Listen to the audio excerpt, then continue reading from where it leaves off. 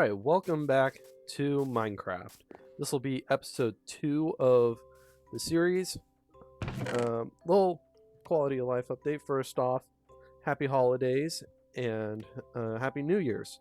I recorded this before New Year's and even before Christmas. I just haven't gotten to it until now. So you might hear it. I have a new microphone. Quality should be a lot nicer now. In recording this voiceover, I'm also periodically listening to my audio, so I think it sounds pretty good. Hopefully it translates good onto YouTube. Something else I'm going to try and do is give live commentary when I'm playing these games. Most people do live commentaries, so like if you watch people like Markiplier or Luke the Notable, C-Day, they're all recording the voiceover while playing the game. So I'm going to try and do that for the next couple videos. On Christmas, I got Black Ops 6, Call of Duty. I'm going to be posting a video on that relatively soon, probably right after this one. And then it's going to be another Minecraft video, probably a Fortnite video, and I'll kind of just stick to that system. Now on to something that Minecraft added. They added hardcore mode to Bedrock Edition, which is the edition I have because I'm playing on PlayStation. I'm not particularly fond of doing a hardcore series, mainly because everyone has done one at this point. And I'm not particularly good at the game, as you're going to see in a little bit. So I'm just going to play this world out until I see that it's done. I've beat the Ender Dragon, I've beat the Wither, and maybe the Warden. I absolutely hate the Warden.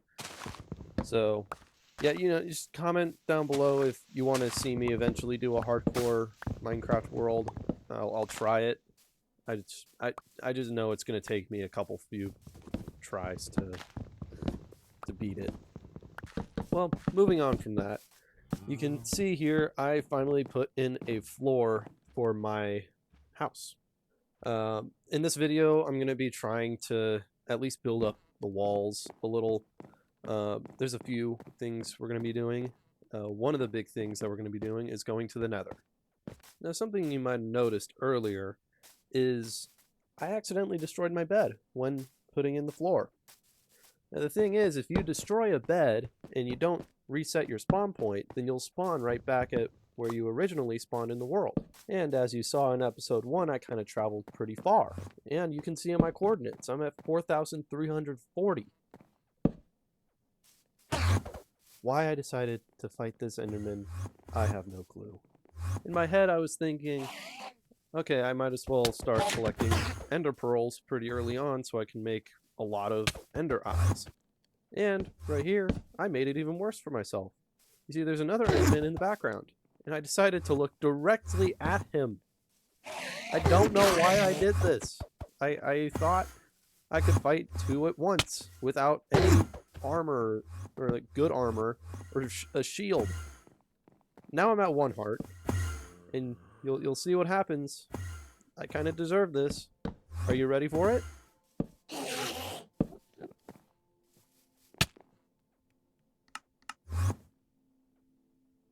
Yep, I died.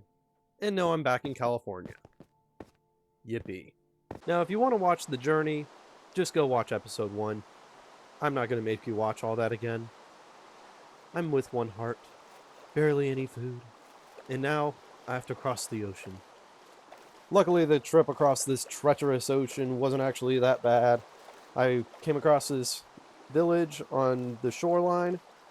I'm going to be able to restore most of my hearts, if not all of them. Probably find a bed so I can set my spawn point anytime night rolls around, and I can just sleep through it so no mobs spawn. And then on top of that, I can raid these people's houses for loot.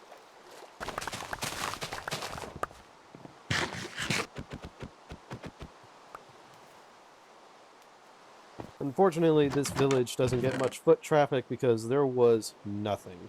All there was bed and food. So, no loot from this village.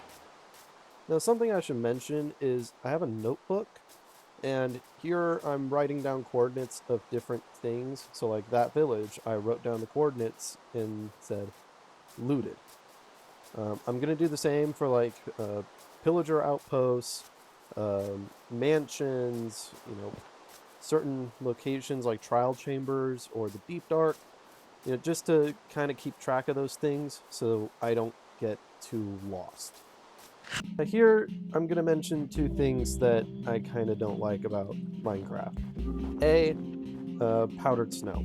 Unless you have leather boots, you are not really able to pass through snow biomes without running into powdered snow. Now, I tried to find some cows so I can make some leather boots.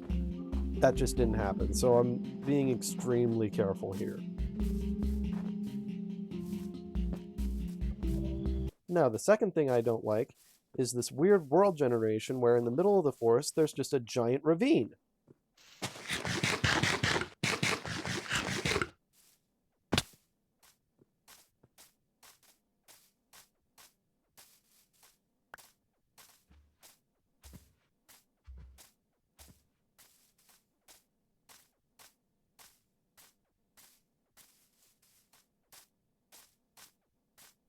And just like that, we have made it back to home base.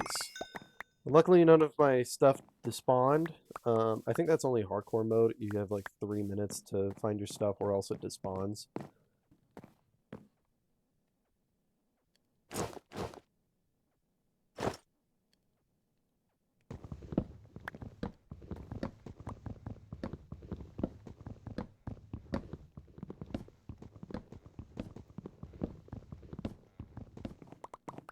Now, one of my favorite blocks to use when I'm building my houses is stone bricks. Stone bricks, you can easily find them at strongholds, but most of the time you're going to have to craft them, which basically you're cooking cobblestone and you're either cutting it or crafting it into stone bricks.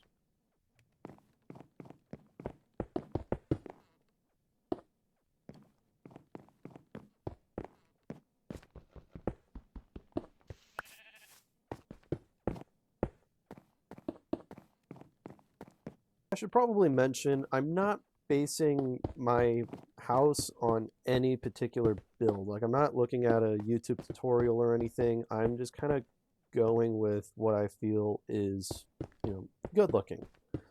That and what is useful. Now, you remember that infinite lava source? Yeah, that thing right there.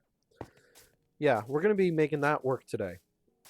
Some of you might remember from episode 1, we passed by a ruined portal that was relatively close to this village.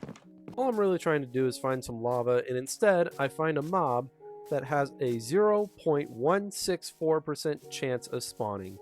That pink sheep right there.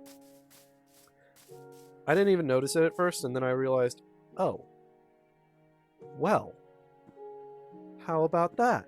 We'll be coming back to this nether portal eventually, mainly for the obsidian. For right now, I'm just trying to see if any lava spawned on it. If I can get a single bucket of lava, that is infinite source for the rest of my time in this world. And I'll just spare you the time, there was no lava. It sucked, but there's a couple other ways that I could try and get lava. Usually I do end up playing like this, where I will start to do one thing, but then decide, okay, I'm also going to do this other thing. So I'm like multitasking with like 7 different things at once. Obviously, that system of trying to do multiple things at once usually ends up getting me killed. Like with the Enderman, I thought, while I'm building my house, I'll try and kill an Enderman to get some Ender Pearls. I ended up dead and having to travel all the way back to this house. It sucks, but it was worth a shot. I decided to put in a basement on this house. What's probably going to end up happening is I'm going to put the brewing potion station down here. I'm going to put probably the enchanting table and all the bookshelves down there. That, or put that on the second floor. I'm not sure yet. I'm just kind of going with the flow. Now it is time. We are finally going to the Nether. What I really like to do is I like to look at my land and think, where would a nether portal look good at? It's usually on like the edge of a cliff, or right at the entrance of a cave, or like in a secret room. Here I decided, you know what, I'm just going to put it at the top of this hill for now. Maybe I'll move it eventually, but I might as well just put the framework in. The reason I like to do this is just to ensure that the portal will actually work. The thing about Bedrock is you can't make some giant, out of proportion portals like you can on Java. You have to build it the way that they are generated. So I like to put down a frame and then keep the corners there for whenever I get obsidian so that I can build it properly.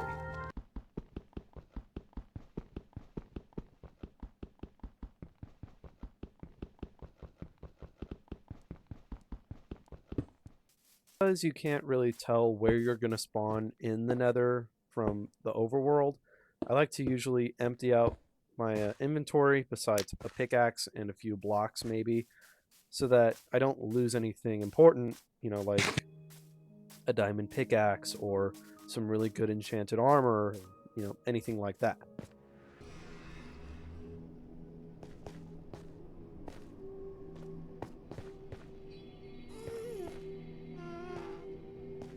I didn't spawn at, you know, a lake of fire or anything. I spawned in this little cave pocket type thing. I don't really know what to call it. Which is actually not too bad, because here I have the potential to do pretty much almost anything. I had to come back to my base, grab some more pickaxes, some food. That way I can mine for a little bit longer.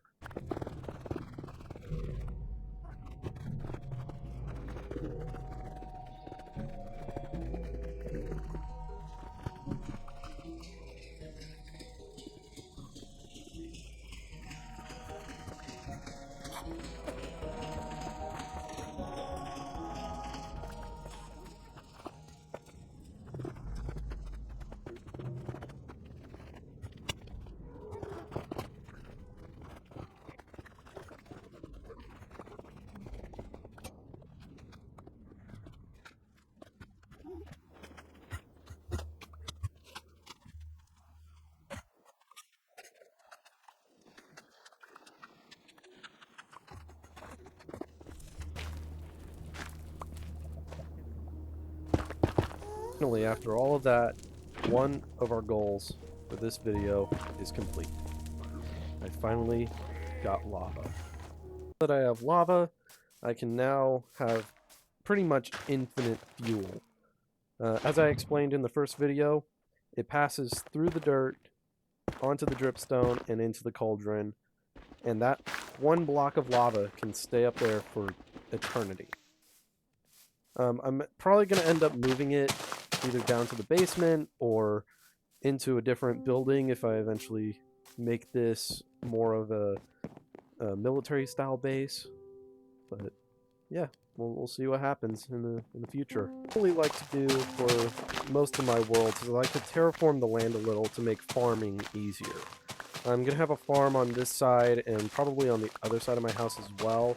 And I'm also going to be setting up little like farmers market style stores for my my villagers. I'm gonna move them from their original village over to my side of the river.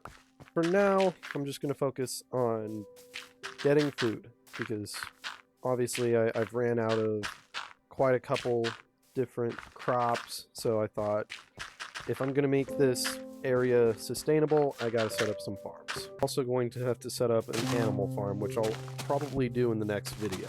Besides that, that's gonna be it for this video. This is gonna be a shorter one, I know.